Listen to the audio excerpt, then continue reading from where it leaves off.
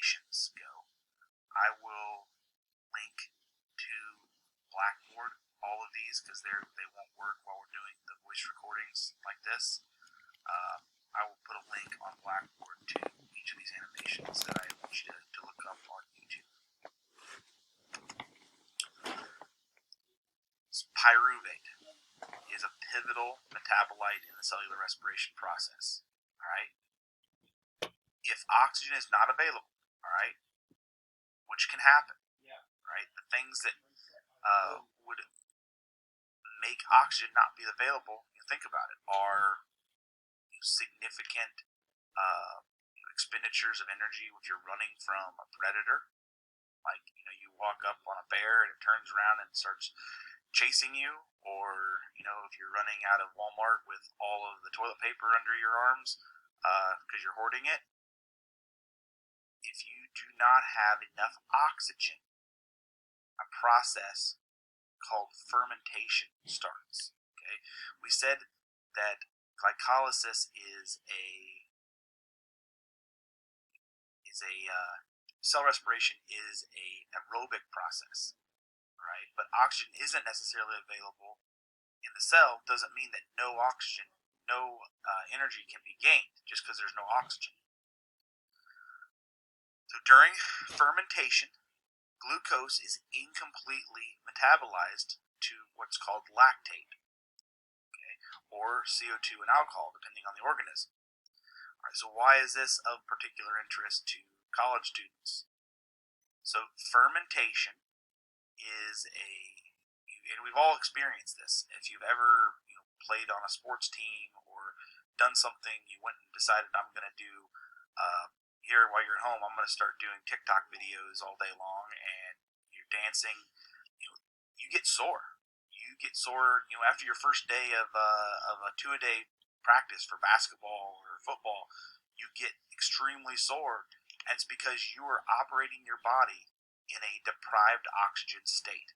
All right, and the lactic acid that's building up in your muscles, that lactate, is a result of your cells respiring and going through trying to go through cell respiration, but not having enough oxygen, and the result is the buildup of lactate in those cells. Right, so it takes several days for your muscles not to be sore to get that lactate out of the muscle tissue. Okay, CO2 and alcohol also are produced by some organisms. So human beings and mammals, they produce lactic acid as a result of fermentation, or a lack of oxygen in their cells. But if you're a yeast, you produce CO2 and alcohol. Right, and like I said, that's of particular interest because college students are stereotypically folks who like their alcohol, and this is how alcohol is manufactured. So O2, when oxygen is available, the cell has pyruvate entering the mitochondria for aerobic respiration. But if it's not available, fermentation occurs. We're going to look at fermentation a little bit closer. So fermentation is an anaerobic process that reduces pyruvate to either lactate or alcohol and CO2. NADH transfers its electrons to pyruvate. During alcoholic fermentation carried out by yeast, this produces carbon dioxide and ethyl alcohol, and it's used in the production of alcohol, spirits, and bread.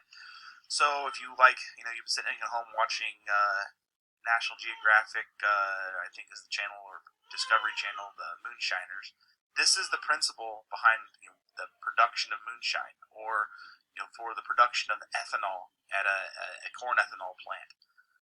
It's using an organism like a yeast to digest starches in glucose, specifically this to break starch into glucose, and those glucoses are broke down into incompletely broke down to produce alcohol as a byproduct. So if you're making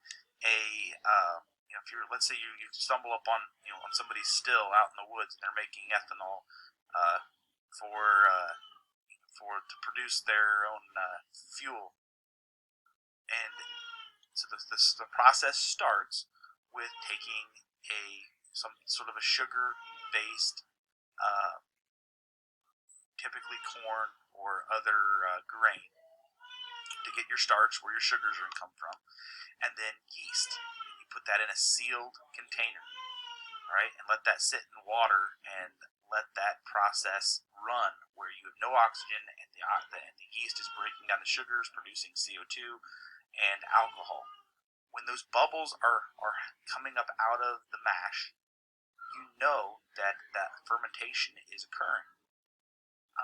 Those bubbles are the CO2 being released.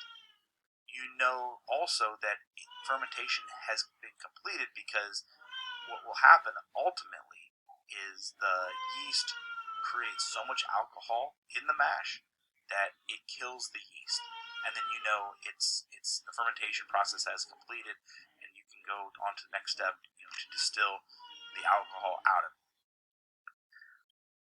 Lactic acid fermentation is carried out by certain bacteria and fungi to produce lactic acid, lactate.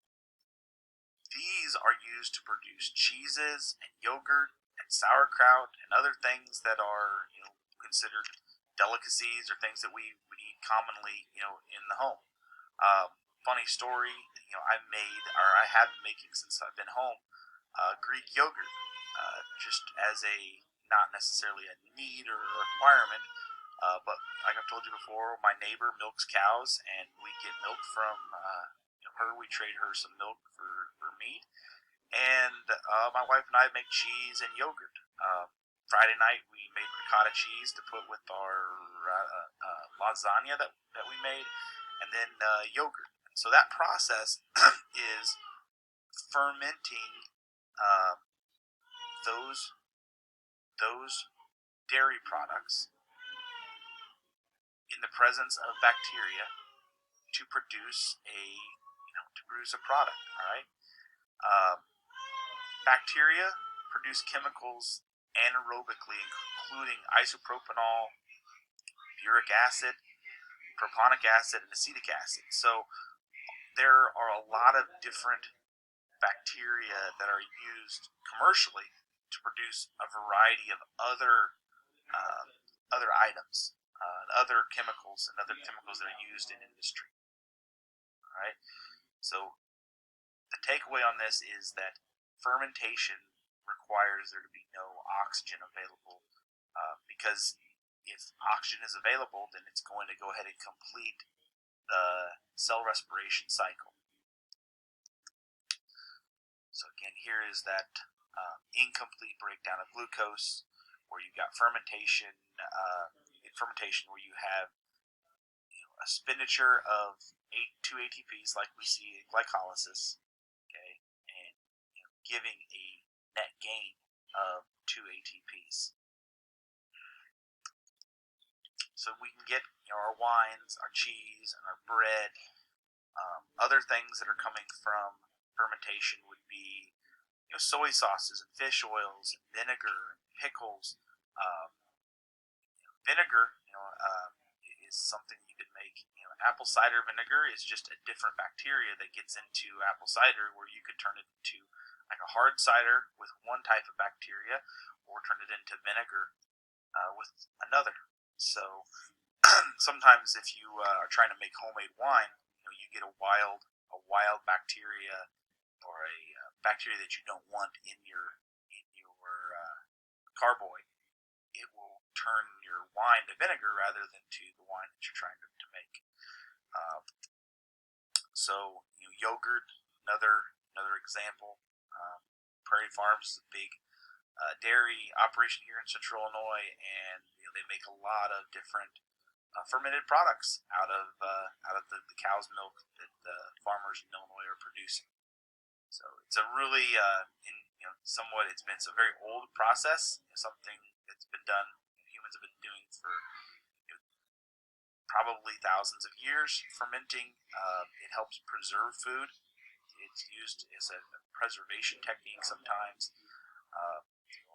Obviously, alcohol, in times when there were lots of microorganisms in water, alcohol was one of the safest things to drink, because most water had high levels of pathogens in it. So fermentation has had a very important place in human history, not only from the more recreational uses for fermentation, as we talked about with alcohol, but the industrial processes and the production of ethanol for fuel and the renewable energies, and then also the other food and beverages that are result from it. Fermentation has advantages, right?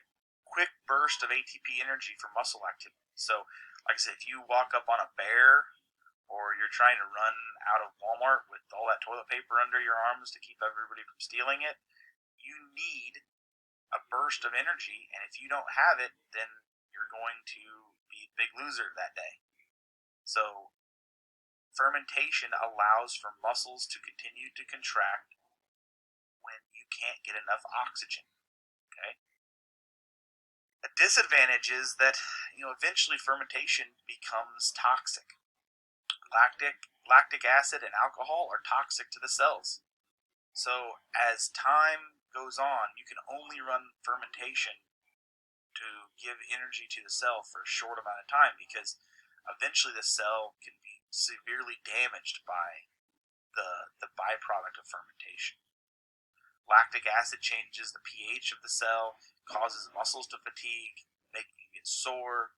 Oxygen debt, yeast and alcohol die, like I said, in the mash. That indicates the fermentation is completed. But the takeaway is that the yeast are literally creating an environment that's hostile to their own survival as time goes on. Fermentation is not really all that efficient when you compare it to the complete breakdown of glucose. 2 ATP molecules are produced per glucose molecule during fermentation. This is like 14.6 kcals.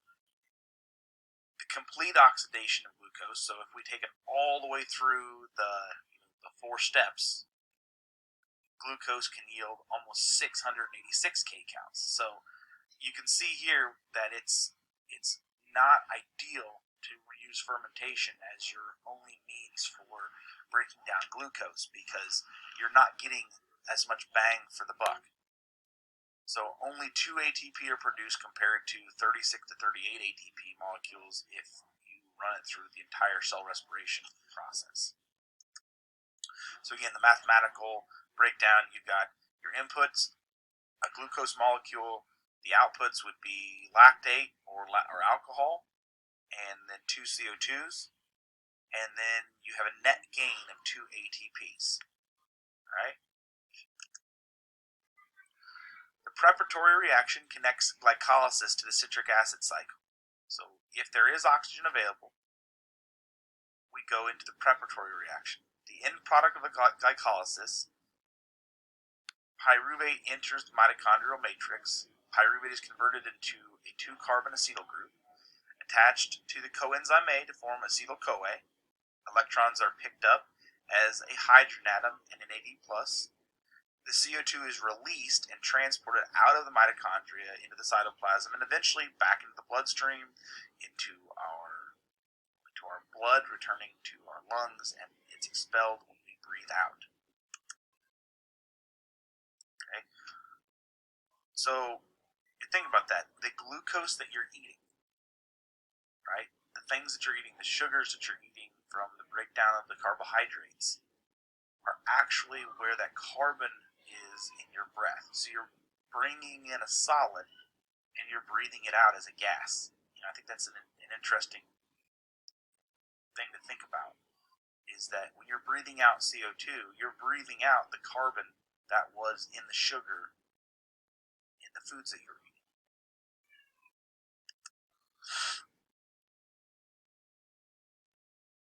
Right, here's another animation I will post on Blackboard. So the structure and function of the mitochondria. All right, you've got a couple different components